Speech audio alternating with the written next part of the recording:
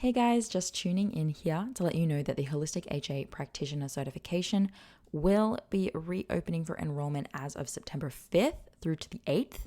So if turning your mess into your message and creating a career or adding recovery coaching to your existing health practice or even running it as a side hustle sounds like a path that you want to take, this is the certification for you. The HHAP, the HAP program, is an accredited course and is the only certification specifically for HA coaches and practitioners.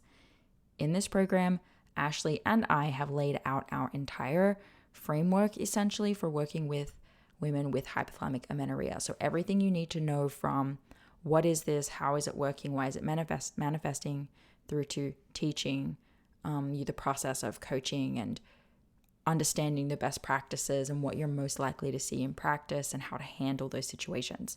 So we're really giving you everything from the physiology to the intake process to protocol development, tracking progress, making adjustments to plans, and all throughout we're teaching the soft skills needed to help get buy-in from your clients so that they can actually make meaningful changes that are necessary to recover for life.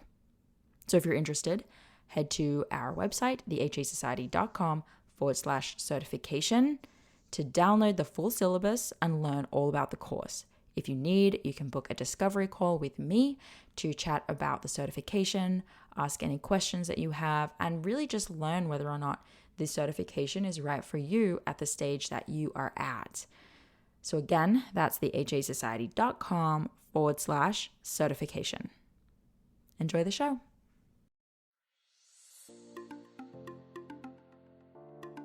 Welcome to the Hypothalamic Amenorrhea podcast. I'm Dani, your host, certified fertility awareness practitioner, functional nutrition counselor, and founder of the HA Society, and of course, an HA recovery coach who has walked where you currently are walking. This is the place to come if you care about getting your period regularly. This podcast aims to educate, inform, and keep you motivated on your period and HA recovery track. So let's dive in. But last thing, nothing on the show should be taken as medical advice, so please seek the advice of your physician.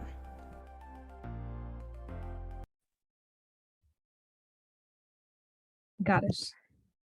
Hey guys, welcome back to the HA podcast. It's me, Dani, and I'm joined by a guest. Harriet is with us. She's here to share her story with you guys and trying to bring a new, different story, a new perspective than what maybe some of you guys are used to hearing, which is always nice. So welcome to the show, Harriet. Thanks so much for having me. I just listened to the podcast and I just feel like where I'm coming from, the background I have is slightly different to what I've heard so far. So I just thought it might be interesting because potentially there are other women who are in the HA thralls who don't resonate with maybe other people they hear on the podcast. How many episodes back roughly do you think that you've listened to? Mainly the stories, mainly people's recovery stories, because you're listening, hoping something will be familiar, hoping you'll find someone who sounds like they have the same background as you, and therefore really. Okay. So I'm really curious then to kind of listen. So I don't know you. You emailed me and were like, "Can I be on the show?" And I loved your email, so I said yes. And in the early days of the show, I did do more of that. More recently, just because we have such a robust community and I'm just in contact with these people, I just typically know people and I'm like, hey, let's come on the show. So I don't usually bring, inquiries on, not because I don't want to, I don't get a lot of, cold emails in the way that you did. So it's nice to have you here on the show and to kind of sit back and listen to it for the first time. So I'm really curious to see what this is that you're referring to. So just please, will you tell us your story and where you think it all begins? Yeah. So for me, my HA or my problems actually began very early. So I was only 12. So my family background would be that my dad was very ill from when I was born. He has a degenerative illness, so I would have been a carer basically from a very young age. So from what I can remember, it was kind of getting him ready, getting his food ready, his tablets, his appointments, his everything. Such that I think now looking back on it, when I got to age 13 and when I did get my first period when I was 13, which would be a normal age, straight away I was like, I don't want this. I don't want to be an adult. I don't want to grow up. No, thank you. Not going to sign up to this club at all. So I knew, and I knew from probably information you're given in school, you know, when you're 12 and these people would come in to tell you about the birds and the bees and like the science lesson of how reproduction works. And I remember them saying, and I can still remember them saying it, when a girl reaches a certain weight, her body will start basically having periods and having a cycle. And that stuck with me. So I knew as soon as I got my first period, I knew this is easy. All I have to do is not eat, lose a bit of weight, and it'll go away. And that's what I did basically. And it did go away for 16 years. So in that time, a lot went on, like in our house, a lot went on in, you know, we didn't have it easy at home. We didn't have a normal structure. Not that any house is normal. But in that time, we were going through different family therapies, which all were not helpful.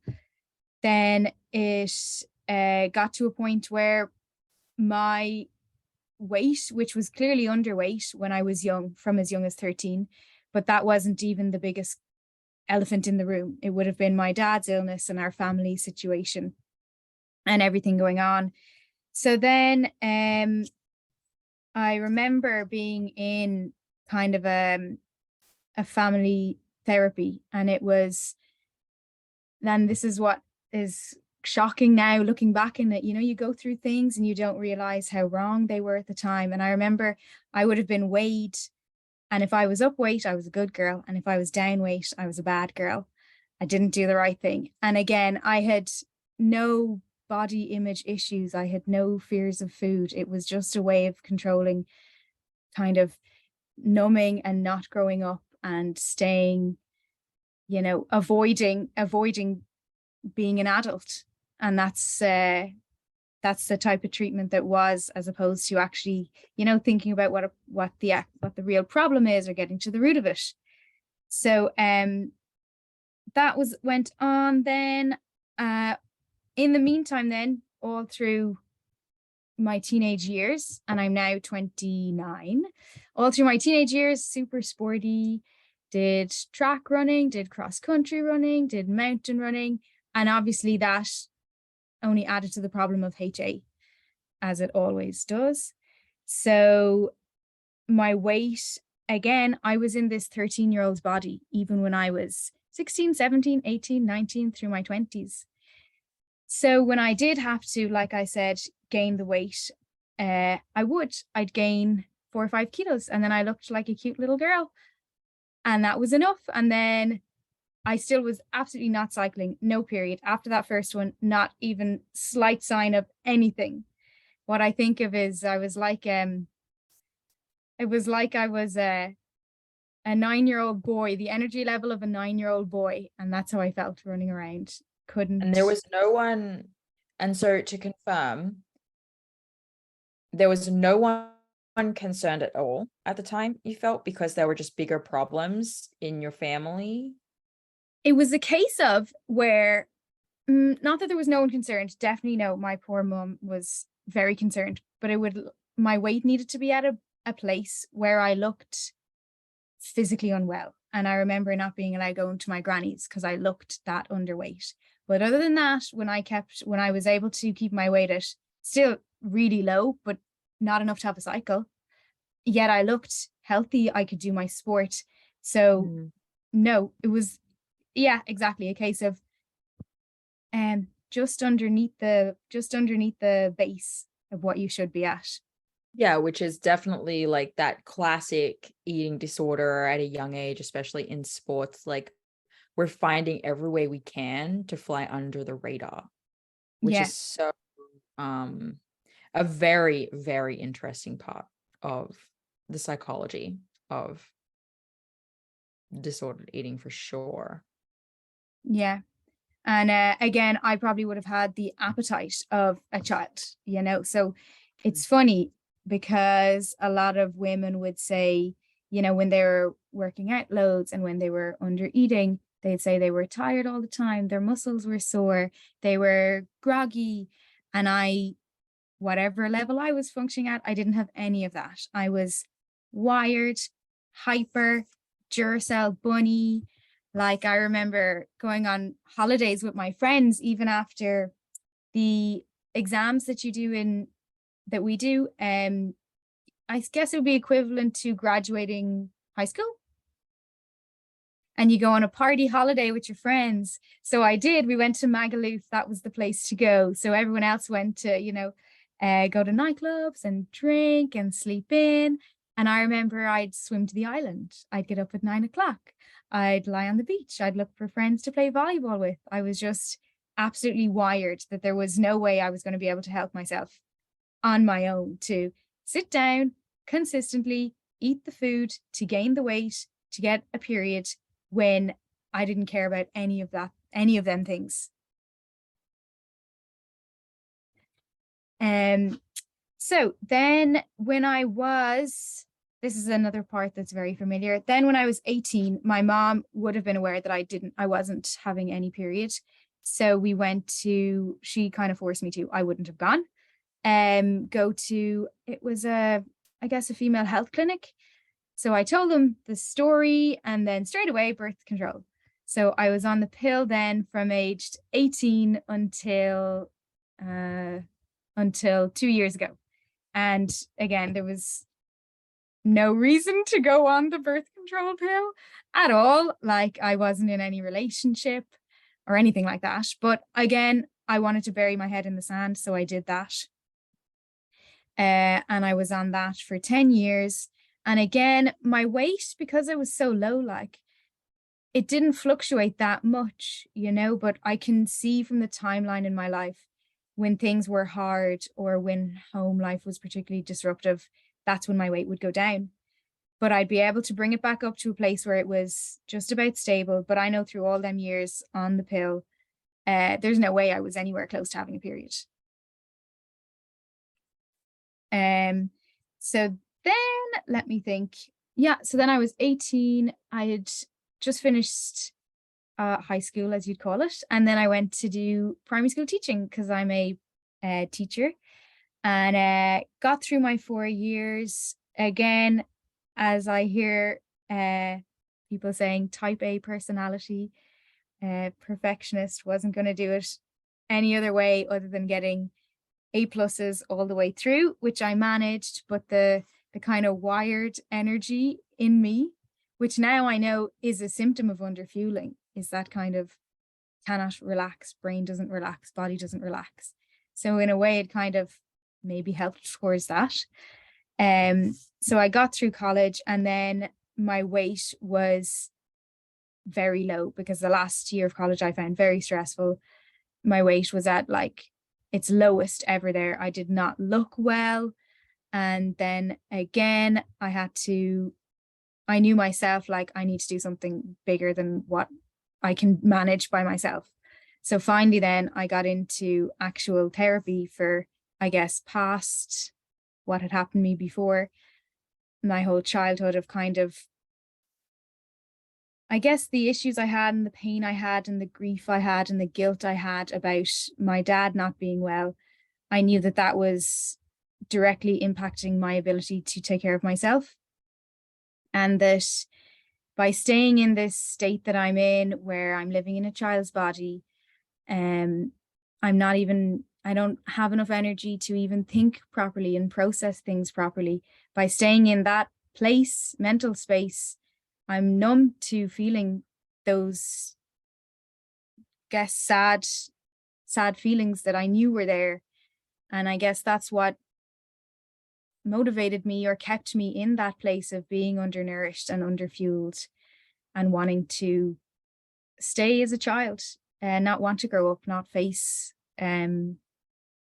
what had happened, which was far tougher than anything else. Was kind of deciding, okay, I'm going to deal with the past and just embrace it and go with it. So that's when I met my therapist, who I worked with for 5 years. And again, the funny thing is that, you know, the issues, although I was underweight and underfueled and definitely numb, and my cognition would not have been logical, it was clear that I needed to rest. You know, there's nobody who can go that long without sleeping and without resting, and there's not natural to have that much energy. But by doing that, again, that was easier for me than dealing with how I felt and what I was feeling, and than looking back on the past. But sorry, so then I worked with her for 5 years and I made huge progress mentally, but still didn't get to a place where I had a period, which was disappointing. But it was, again, the same old consistency, eating properly consistently. And I would be great at doing it for 3 days and a week. And then you just go back into old patterns. And reducing the sport, which was for me very much the most difficult thing. I didn't have food issues. That's the funny thing, because as you can imagine, it was hard for me to find a kind of, you know, a treatment that worked, because I didn't have a history of weighing myself or foods that I was scared to eat, or, you know, thinking that I wasn't fit and athletic all the while. I've only ever known myself as being fit and athletic. So it was really, for me, not about the typical like eating disorder traits. It wasn't about getting over them. It was more getting to a place where I felt comfortable to grow up and comfortable to be an adult and comfortable enough to look at the past, deal with it, come to terms with it, and move on. So then I got to the point where mentally I knew what I had to do. Mentally, I understood what went on in the past. Now it's just a matter of actually doing it, which again takes a long time before you're kind of watching and you're thinking, oh, I guess I should start, or I better start. It takes a while to actually take the plunge and do it. So then I began working with a dietitian. It was 2 years ago. So this would have been at the age of 26. So again, having had my first period, age 13, none, birth control for 10 years, come off birth control at age 26, knowing nothing is going to happen. But I remember thinking, like, at least if I do that, it gives me no choice, because technically, you know, you don't have HA if you're on birth control. You can kind of tell yourself, no, it's just that I don't have it. So I knew coming off it, in my head, that was the timeline of, okay, there's officially clearly something wrong with me. I'm not functioning right. So then, yeah, with my dietitian, it was amazing how someone who has done a lot of years of schooling can be so ignorant to basic principles, such as like, oh, we need fuel for our organs to function. We need to eat if we want to do sport. You know, the only way to increase your appetite is to physically expand your stomach, and we do that through eating more. Yeah, it's amazing how little education I had about how to actually feed myself. Amazing and shocking. Yeah, and I think there's a part too sometimes when you have a history like that, where you're also less open subconsciously to receiving the logical information or like that new education, because I cannot tell you how many extraordinarily educated women that we've met that are doctors, gynecologists, registered dietitians, all the things.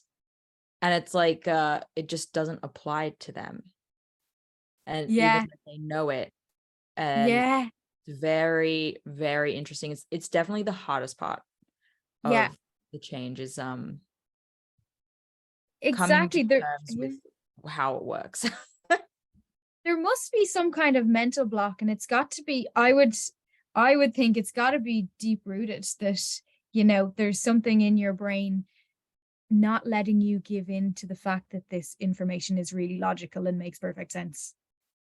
You know, like and it's, you know, as a side note, but that you may or may not resonate with is that, you know, essentially what you've described so far really is a very long-winded eating disorder, right? Whether it was ever like officially diagnosed or not, because most people in this space are on the spectrum, right? I didn't have an eating disorder, but I was on the spectrum. I definitely had disordered eating. And what's true for everyone is that it's not you. It's not you. It's not your personality, that anxious version of you, the things that like you were fearful of, right? The desire to control the weight, all these things are not actually you. And by you, I mean you, and I mean the listeners and all that stuff.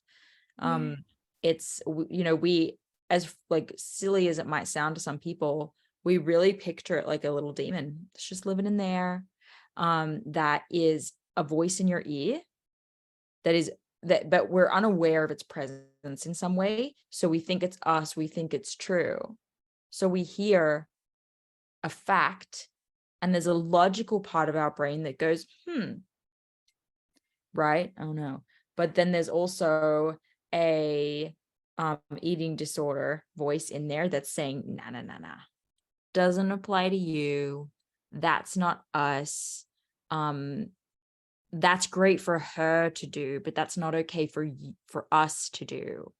And so you'll just like swim in these issues of like worthiness, you know, worthiness for that information and those facts and that science to apply to you.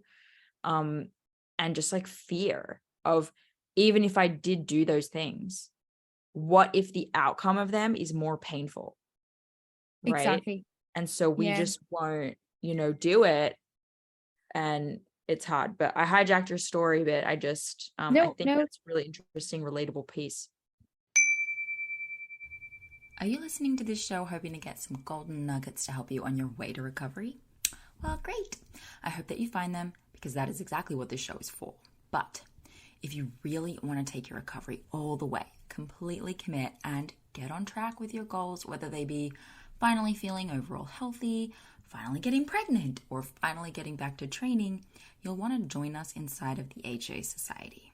Not only is this the perfect community to ask questions and get your support and the accountability that you so often need during these uphill battles with body image and understanding nutrition and incorporating exercise, but it's also a hub of exclusive resources for HAs.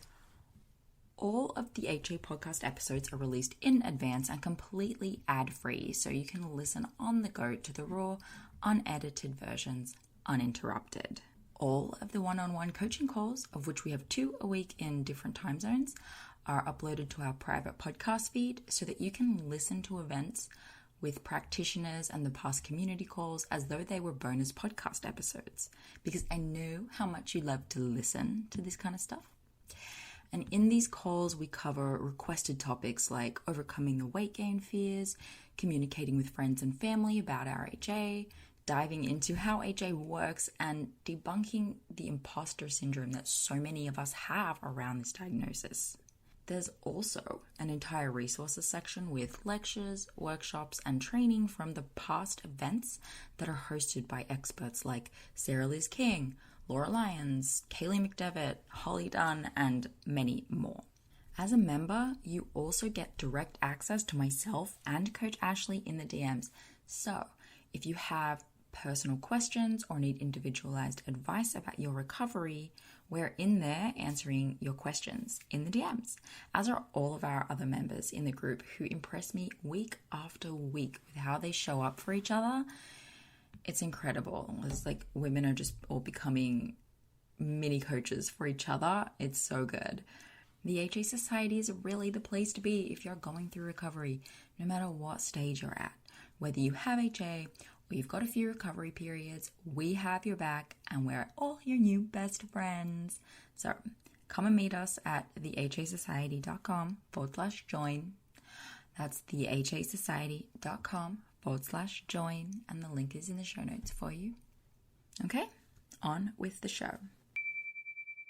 Yeah, it is. Thank you. And I completely agree with you. Like that, you think it won't work for me, or that doesn't apply to me, or yeah, I think when you said the word worthy, that really kind of hit home, you know. So sorry, yes. So then I found you and your community, and then I was like, what? There's actual people living with this and they're able to talk about it. Because again, I would have, although it was so obvious, I would have said nothing to anyone. And I remember early on when I met my boyfriend, who I met just at the start of COVID, and I said to him really nonchalantly, I said, oh yeah, I'm on the pill because I don't get periods, just because I do a lot of sport. And I remember him being concerned. And in my head, I was like, why does he even care? Like, why does it even matter? Totally would have, not shared anything with anyone. So finding that there are people who are struggling with the same thing and who are able to talk about it. And, you know, the problems are similar. You see them, you know, we all just know how everyone else is feeling going through this. And I think people who don't go through it, they can't resonate, really. They're like, oh, poor you, you have to eat more and do less sport. What? They just don't get it. Yes. Or they think it's like probably wrong. It's probably not what they need to do, because that's not the culture we live in. It's hot.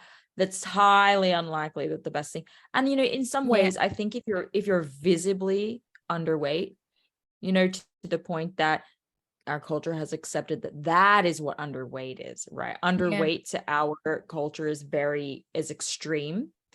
And so only at that point is it acceptable and like encouraged for you to gain weight. Like, is it? You know, it's super tough. So I'm not sure which category you landed in, but no matter what, it's a difficult situation to be in. Yeah, I would have been very underweight. Again, picture a 13-year-old, you know, prepubescent 13-year-old body on a 26-year-old. Like, and I don't know if you want numbers, but I would have been pretty much 40 kilos my whole life. Don't know if you work in kilos, 40 kilos up to age 26. And I didn't look like I was, you know, I looked really thin. I definitely looked really thin, but because I looked so childlike, it didn't, you know, look super shocking. You would think, and this is what everyone would say, like, oh, small frame, small petite. And again, I did all of the sports. I did gymnastics, swimming, running, cycling. And then I remember, so when I started to make getting my period back my main goal, I had to stop running, which again was the hardest. And I think it's funny because I stopped running, which was my main sport, and then I took up mountain biking, because from what I was doing, mountain biking was less extreme than the amount of sport I was doing, which shows I was doing a crazy amount of sport. Like, and I remember one time getting blood tests and I was very high in prolactin. Okay. And so you had hyperprolactinemia? I did. And I remember the doctor saying to me, she said, oh, this is often found in women who do excessive sport. And in my head, I was like, I don't do excessive sport. How could she think I do excessive sport? And this was coming from like competitive runner, like ran on the national team, doing 40 miles a week of running, maybe 5K of swimming as well as cycling everywhere, and still in my head, like, that wasn't excessive sport. Yeah, Just like, that's so funny. So yeah, true. Like, what it's like, well, what do you think excessive sport is? exactly. I'm like, no, like I sit down sometimes and sometimes I watch TV, therefore I'm not exercising all of the time. And even now, like, I have a problem with the word exercise. In my head, it's sport, it's not exercise. Because again, from doing sport all my life, sport is, I joke, like, sport is my BFF. So to reduce it to exercise, I don't like that idea, because again, it's my go-to. It's what I genuinely get the most pleasure and joy out of doing. So sorry, to go back to where I was. So giving up sport was the thing that I really, really struggled with. And like, I remember waking up on a Saturday and not going to training, and my swim group, my run group, they were my community. They were like my family. So getting up on a Saturday and not going to them was just like awful for me. It was like I had lost my house and my job all in once or something. May I ask you, because that actually takes an extreme amount of courage and bravery to do so, right? Like, to when that is your community and it's a hardwired habit, like, you could not feel like going to run group or swim group, but your body's going anyway, at that level, like, it's happening.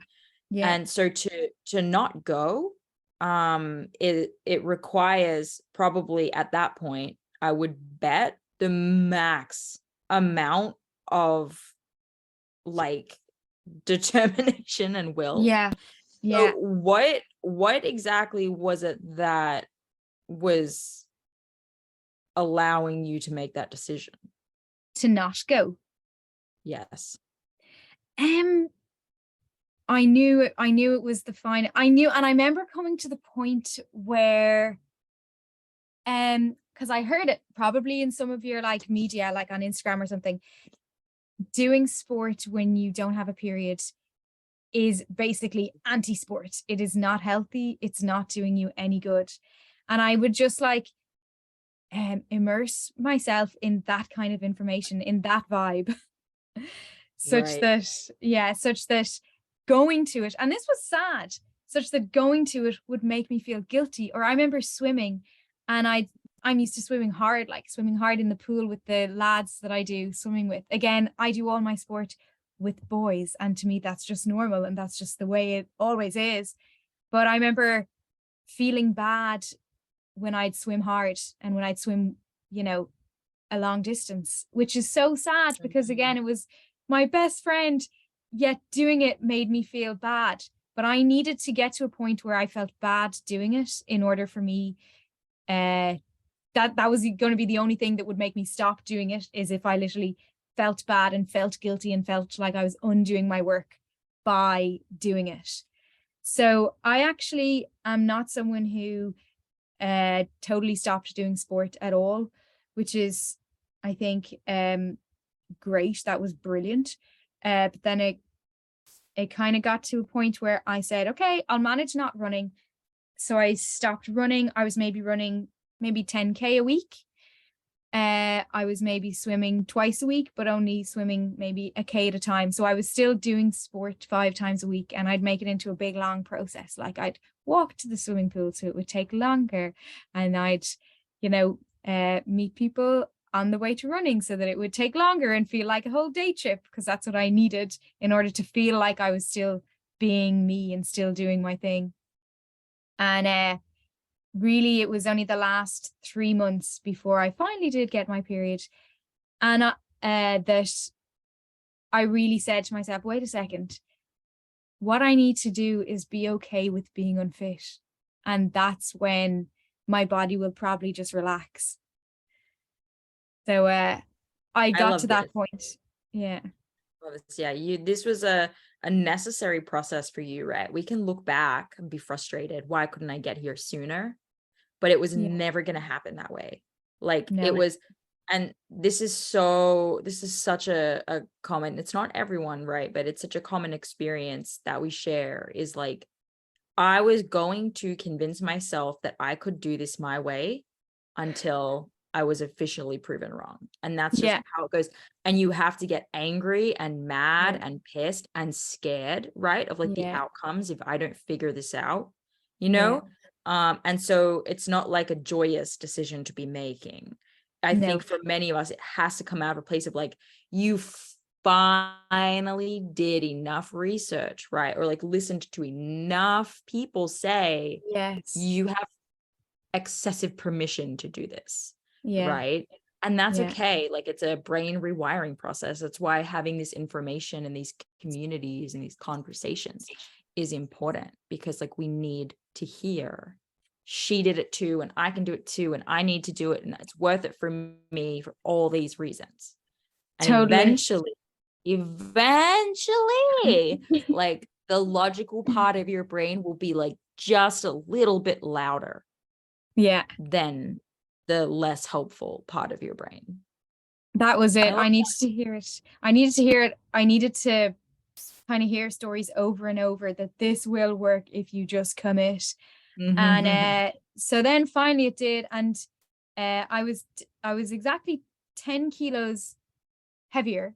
And even then, it took 3 months of just staying at that point before my body finally gave me a period. And I knew it was coming. So by the end, I wasn't that worried. It was more like, let this come as soon as possible so that I can go straight back on the sport. And I knew like when I did, I was delighted when I got my period, like best day ever. Like I was just 16 years, like that's a long time, really long time. And like everyone, you think you're the unicorn that it won't work for. And it finally did. And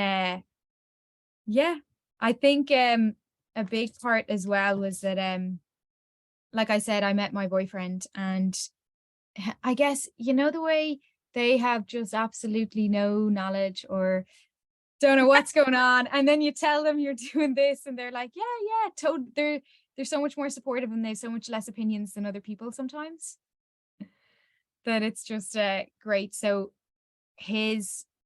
honestly, like, had I not had his support, I don't think I would have gotten there in the end. And like, again, our thing is sport. He's an ultra runner too, super sporty. So he would do less sport in solidarity with me, or if he was running, he wouldn't tell me about it, or he would That's not really do. Sweet.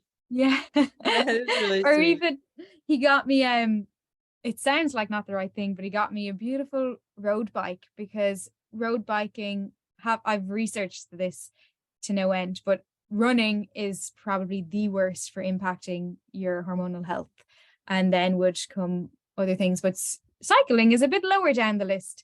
So he got me a road bike, because you can take your road bike out for hours on a day trip without burning that much, especially if it's a lovely light bike. Like, you can ride casually. Exactly. Yeah. And spend the day doing it. So I would say in many ways too, like casually riding your bike to get somewhere can be, depending on like the terrain, right? Like more efficient and chill than taking a really long walk. So you know, no judgment. I hear you. And it's like, we can't just like, I don't think we can all just sit on our couch the whole time. So I love that you guys found something that worked, and it sounds like the support and all the other things you were doing around it. The support was major. Yeah, the support was huge. Just having someone who had no idea, you know, he was relatively new and shiny in my life. So it was the perfect timing, the absolute perfect timing. And I remember knowing, even before I got my period, even though it's not the right thing, but I remember knowing as soon as I got my period that I was going to play the game of how much sport can I do and still maintain. And that's exactly what I did. So that was 6 months ago, and even now I'm not perfect, and I need to rein it in, and I need to put rules on myself, like, you know, no racing. You can do runs and you can do swims, but no racing in swimming and no racing in running. and I still need to do that to keep myself on check. But you know, having it would have, if I didn't know from people in your community that you will get through it, I would have gotten just about under and given up, and then get just about under and given up. You know, you really need to see it through. Yeah. So I kind of nearly allowed myself to play the games of how much sport can I increase while still getting a period. I feel like I nearly deserved that opportunity, which I have done. And I guess I'm in a place now where I realize it's way more healthy, and I will be way more happier being healthy than doing a heap load of sport and then being competitive in my sport, because again, it was about like finding a new identity. Yeah, I love how you say that you felt better, and that you would choose at this point this version of health over, you know, certain levels of competitiveness or activity. And it's worth it for you to have some rules in place. And no one is perfect. I think as long as we have the tools and the information to know when something is not right, then we know to like adjust. And that's what I think this is all about, right? And then eventually you become really fluid in it. But also, like, your relationship with sports is still evolving, and like you're still in that, you're still working on it, right? So you're going to have times where you try to push the limit and like learn the lesson, push the limit, learn the lesson, just like you have the entire time, you know, to get to like where you're trying to go. And as they say, like, once you hear something, you can't unhear it. Yeah. Like, if I don't get a period, I know exactly why. And I know that there's only one person responsible for it, and that's me, which is. Yeah, it really is. All of our issues generally stem from a level of ignorance of the issue from the beginning, right? Like, no one told us this was important, right? Originally, you were just like, I want to make this go away. Yeah, or even, I would have had the excuse of like, I knew I wasn't healthy, but I didn't know, I thought I was too far gone to fix it. And that was nearly my excuse. Yeah.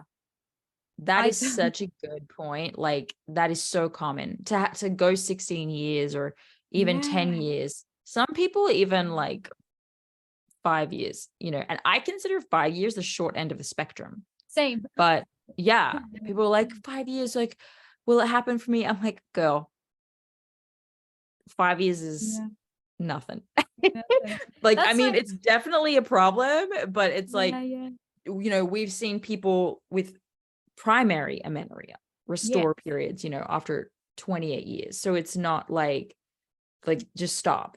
So, but it makes sense to feel that way, right? Like, you don't have the evidence so far to prove to yourself that your body can do this. Exactly. So it's really hard to convince yourself.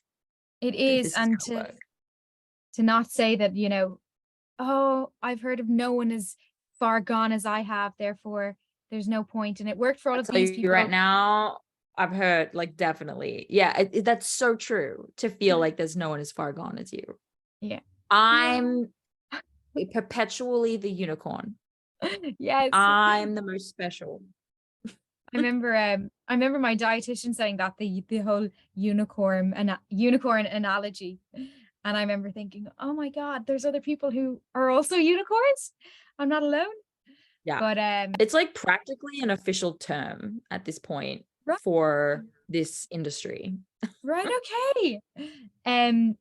But yeah, like, the funny thing is as well, like, through gaining my, you know, the weight that I had to gain, I only look better for it, which is, it's just, to me, like, isn't it mad that, like, what I was staying underfueled for no reason. I look much better with my weight, and I do feel healthier. But, and even the sport, like, I know I will compete and be better at sport. You know, it's so crazy how you can be in like a part of your brain is just turned off and not working. Cannot see logic. Like, if you're telling yourself, I can't stop my 50-mile a week runs because I'll lose my run time. Yeah. No, you don't care. You don't actually care about your runtime. Because if you did care about your runtime, you would get your body in the healthiest place it can be. So there's Yeah. actually something else tied to this. You know, more often than not, it's weight or it's worth, you know, or it's the fear that like, you know, if I take this route, it won't make me better. Everyone, like, I get it logically, you know, that other people will improve in performance, but I'll just become a non-athletic regular person, a NOP. I'll just be a total NOP and I won't be special anymore. And this will be the beginning of the end for me. Right. So Yeah. making those first decisions to do something substantial, like stop going to training or start Yeah. eating sufficient food, are Yeah. the hardest of all the decisions you will make, because Yeah. you're choosing, right? Like changing directions when you're at a standstill is harder than when you're in motion for this kind of thing. So it's like the hardest possible part is the most uncomfortable. Your estrogen's at an all-time low, your anxiety's at an all-time high. But Yeah. once you start making the changes and your body responds, you feel a Yeah. little bit better. Responds again, you feel a little bit better. Eventually, not far away from the beginning, you're at a place where your body is starting to respond, although you don't even know, but it's Yeah. making it easier for you to keep putting one foot in front of the other. And then you Yeah. look back and you're like, I was not expecting to actually like my body in this process. How interesting. Well, it's like, it's probably you're madly anxious and fearful and super low estrogen. You're going Yeah. through this process. It was improving. So your self-perception was improving. So now what you perceive to be an ideal body is coming from a completely different brain chemistry than the version of you that thought you were Yeah. ideal before. Like, you don't even know the person anymore that used Yeah. to think that. I know. Like, It's if so I met her interesting. now, I'd be preaching so much at her. Yeah. Mad. It's Someone's got mad. to plant the seed, right? Someone's got to be the first person to like suggest, right? But Exactly. she's not going to change Yeah. yet. But risking the relationship with a friend, for example, by mentioning Yeah. something could save them, Yeah. even though you're actually risking the relationship, or they're not going to listen the first time. But at the time, like for my first 26 years of life, like you could have, I wouldn't have listened to anybody. No, All I dude. wanted to do was my sport. No, you could have, oh, like I would have said, I don't care. I don't care about anything. Like there was no talking me around. It's funny, like it has to come from yourself, isn't it mad? It has to come from yourself, and it has to come from even someplace bigger, I think, than, you know, wanting to be healthy or wanting to look healthy. It has to come from somewhere way bigger. Yeah. Yeah. And where that is for everyone, I'm sure is very different. But when I think about it, it's like this, just from a place of like, all of this madness needs to stop. Like, I Yeah. need to live my life. Yeah. I cannot live my life checking the menu before I go out, or saying no because this meal is too spontaneous, or getting hyper anxious because I didn't get my workout in. Like, this is madness. Yeah. And that is what needs to stop. And I need to find beauty in like the simplicity and the mundane and the normalcy of letting my body decide what it needs and be guided by it, versus putting it in, like tying it up with ropes, putting duct tape over it and telling it like you're going to comply. It's just like, it has to stop. And everyone's version of that is a little different, but I think Yeah. you're And for totally me, right. like to go back full circle to where I started, like it was trauma, like, and it was, you know, what can I do to not feel anything, basically? And yeah, and it worked. It worked, because then when I worked on that element, it was awful and it was very hard. And it was I guess I knew all along it was going to be awful and it was going to be very hard, but it is so much easier to stay in a place where you're just wired all of the time, underweight, doing crazy sport every day. It is so much easier to do that, and even to get degrees and speak 3 languages and get all these qualifications and all of these things. Those are the easy things, and it's the hard thing is dealing with what you need to deal with in order for your brain and body to just relax and do what it's supposed to do. Yeah. And yeah, like it's way easier to do the thing that you get the certificate and the accolade for at the end. Yeah. And that That's just everyone can see and applaud you for. But to make the decision to recover your health for you, it's not for anyone else. No one else, for the most part, besides like our partners, are patting us on the back. No one's giving you thumbs up. No one's complimenting you. No one's telling you how great you are, how fit you are, how impressive you are, how disciplined you are. You're not going to get any of that from this process, except maybe from, all of us in the community together, which is probably why it's partially so important. Like, it's a decision you're making for yourself. And that is the hardest decision to make, because we are so much better at being fueled by what we're going to get from like everyone else out of our efforts. Yeah. As opposed to looking inward. Looking inward. Who gives a shit? Right? Why is it so hard for us to only care about our own opinion? It's just so hard. Well, your story was really encouraging and enlightening and like inspirational for anyone. 100%. There are definitely people who are like 10, 15, 16, 18, 20 years plus, no periods, right? Yeah. Feeling where it starts a long time ago, right? Feeling like there's all these girls on here, they only lost their period for like 3 years and they just had to eat more food. Well, first of all, it's not that easy for anyone. No, but like 100%, there are others out there.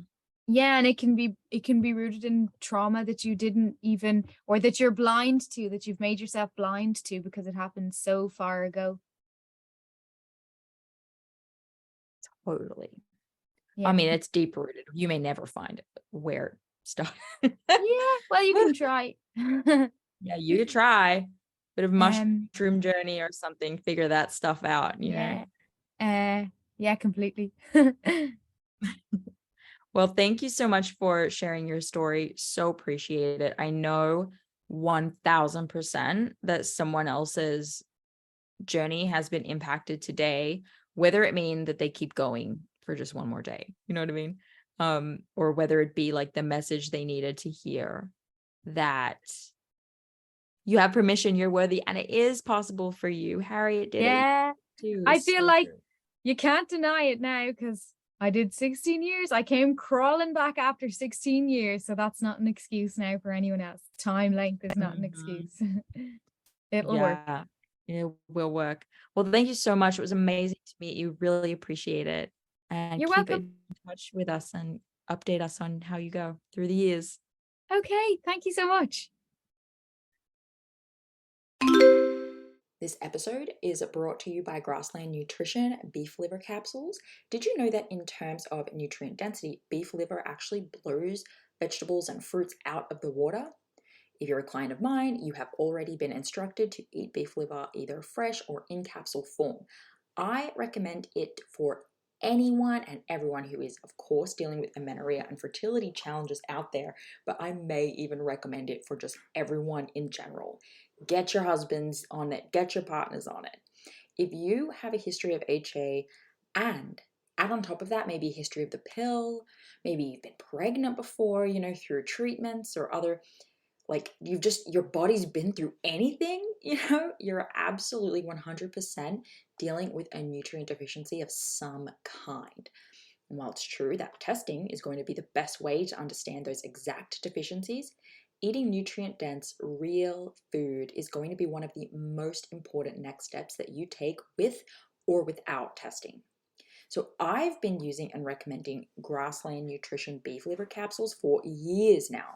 And the capsule form makes it so easy to get your liver in every day. And I appreciate the transparency of this product in particular above others. So in case you're wondering, it's completely natural. This is freeze-dried beef liver in capsules. It's organic, it's made from Australian beef, and my favorite of their products is the liver with kelp because of the iodine from the kelp, which is important for overall thyroid function, which is often low in women with underperforming hormones. So rather than eat seaweed snacks every day, I get to take this beef liver with the kelp for my iodine. So if you're recovering or working on a fertility journey right now, do not skimp the nutrient-rich source of beef liver. Get 10% off your order with the HA Society and support your favorite podcast along the way. They ship to most countries, so you should be covered. Just go to grasslandnutrition.net and use HA Society, just HA Society, at the checkout for the 10% off. That's grasslandnutrition.net with the code HA Society. Thank you so much for listening today, guys. Please subscribe to the podcast, and if you could head to iTunes specifically and leave a rating or review, that would help so much because it makes it easier for other people with HA who are Googling around to find the podcast really easily. So if you do that, you're doing a service to all of the women